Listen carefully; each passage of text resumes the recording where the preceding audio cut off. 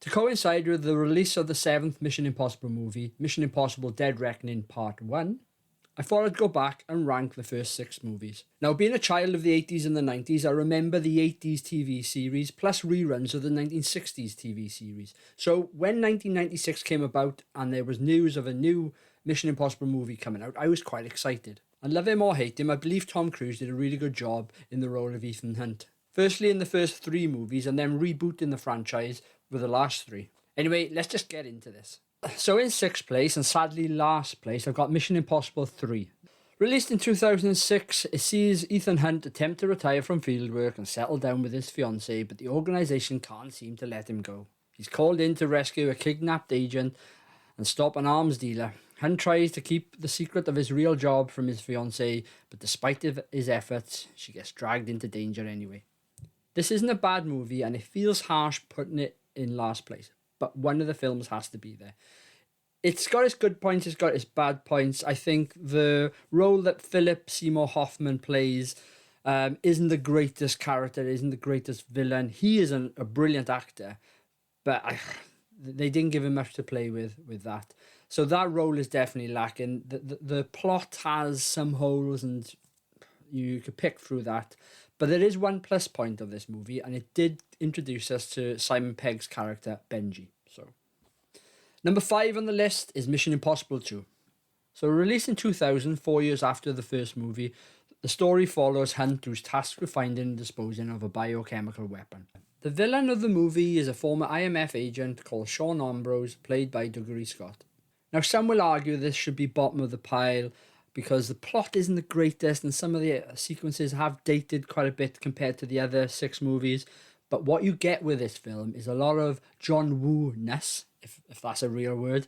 And also the final fist fight is something that needs to be watched. So check that one out. 4th on the list is the original that came out in 1996. When a team of IMF agents is killed during the mission, Hunt is left as the only survivor. Unfortunately, surviving doesn't do him much good, as IMF in turn suspects Hunt as being the mole in the organisation and the one responsible for the killings. In order to prove his innocence, Hunt goes on the run in search of the real mole, intent on stopping them before they can do any more damage. I remember watching this for the first time in the 90s and absolutely loving it. It has 90s action written all over it, and although a little bit dated, I still think this is an enjoyable movie.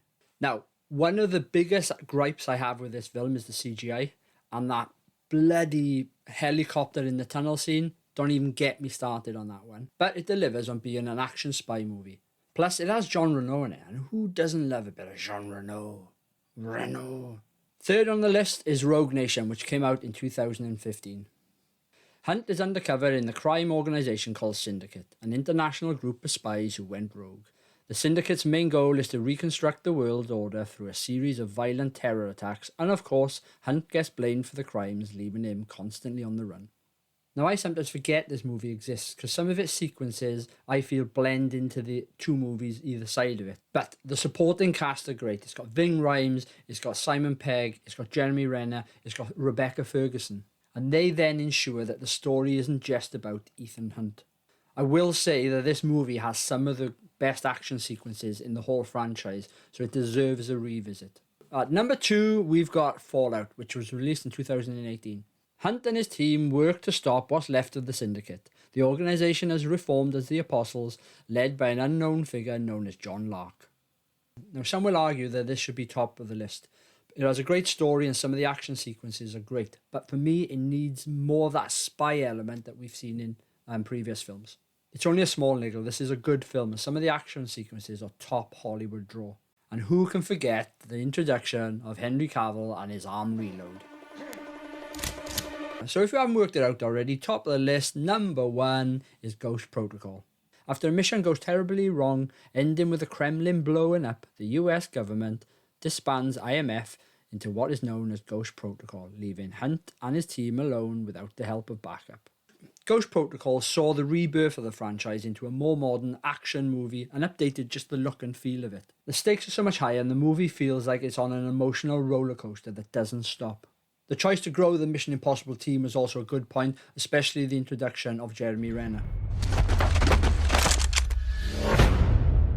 Who are you really, Brent? We all have our secrets. So there's our ranking for the first 6 Mission Impossible movies.